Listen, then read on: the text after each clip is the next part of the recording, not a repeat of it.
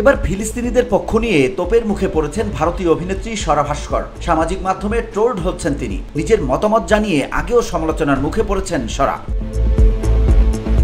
Palestine নিয়ে x হ্যান্ডেলে স্বরার একটি পোস্টের পরই নতুন করে সামাজিক মাধ্যমে আক্রমণের শিকার হন এই অভিনেত্রী। নেটিজেনরা প্রশ্ন তুলেছেন স্বরার দিকে।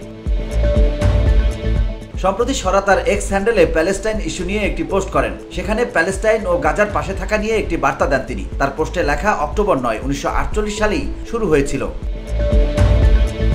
প্যালেস্টাইনে সাম্প্রতিককালে নয়, বরং 1948 সালেই যে যুদ্ধ শুরু হয়েছিল সে কথাই বোঝাতে চেয়েছেন এর মাধ্যমে স্বরা। অন্যদিকে আরও একটি ছবিতে তিনি জানিয়েছেন, 18 জুন মুম্বাইয়ের আজাদ ময়দানে গাজার পাশে থাকার জন্য বিভিন্ন সংগঠন ও রাজনৈতিক দলের এক সমাবেশেরও কথা।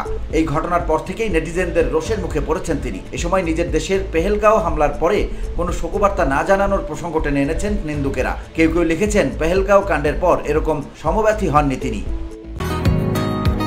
বসুন্ধরা, উত্তরা, বনশ্রী, কুড়িল ও বাড্ডা সহ রাজধানীর বিভিন্ন স্থানে অভিজাত ও অত্যাধুনিক মানের ফ্ল্যাট কেনার এক নির্ভরযোগ্য প্রতিষ্ঠান প্লেজেন্ট প্রপার্টিজ লিমিটেড। তাই আপনার স্বপ্নের আবাসনের জন্য আজই যোগাযোগ করুন। Pleasant properties limited, where destiny matches eventually. কেউ আবার বলেছেন, মুম্বাই প্যালেস্টাইন নয়, প্যালেস্টাইনের পাশে দাঁড়াতে হলে সেখানেই যান। VOD Bangla news desk.